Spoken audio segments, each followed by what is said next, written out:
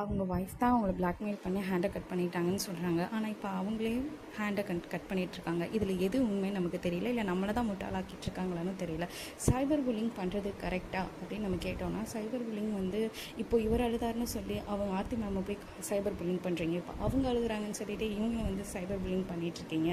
இது வந்து நம்ம மக்களை நமக்கு தான் வந்து எது உண்மை எது பொய்ன்னு தெரியாமல் நம்ம வந்து பண்ணிகிட்ருக்கோம்னு நினைக்கிறேன். பிஃபோர் டிவோர்ஸ்க்கு முன்னாடி ஒரு ரிலேஷன்ஷிப்பில் போகிறது வந்து ரியலி மனசை வந்து உடைச்சிரும்.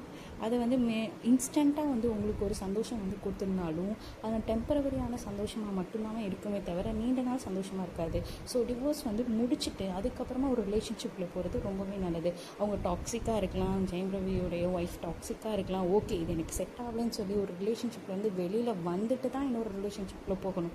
அதுதான் நமக்கும் நம்ம மென்டல் பீஸ்க்கும் நல்லதாக இருக்கணும்னு நான் நினைக்கிறேன். இதில் யாரோட டிப்ரெஷன் பெருசு, இவங்களோட டிப்ரெஷன் பெருசு, அவங்களோட டிப்ரெஷன் பெருசு, ரெண்டு பேர்த்துக்குமே ரொம்பவே ஒரு இதான நேரம் தான். இவன் டிவோர்ஸ் வாங்கிட்டு நீங்கள் பண்ணியிருந்தீங்கன்னா யாருமே புல்லிங் வந்து பண்ணியிருக்க மாட்டாங்க, கரெக்டுங்களா? இப்போது அவங்களுக்கும் ஒரு வித வந்து டாக்ஸிக்கான இது உங்களுக்கு வந்து கொடுக்குறாங்க ரவி சாருக்கு.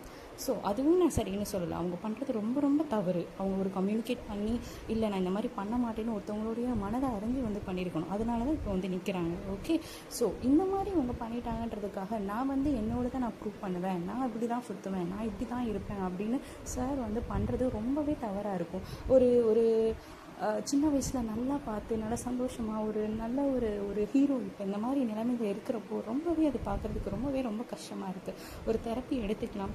ஆனால் இப்போது இந்த இடத்துல வந்து என்னென்னா, கெல்சா மேம் வந்துட்டு ஆல்ரெடி இருக்கிற ஒரு ஃபேமிலியை உடைக்கல, ஆல்ரெடி உடைஞ்ச மனுஷனை தான் நான் இது பண்ணேன் அப்படின்னு சொல்கிறாங்க. ஓகே, அஸ் தெரப்பிஸ்ட்டாக அவங்க ஒரு கிளைண்ட்டோட இந்த அளவுக்கு ரிலேஷன்ஷிப் வச்சுருக்கவே தவறு ஃபஸ்ட்டு.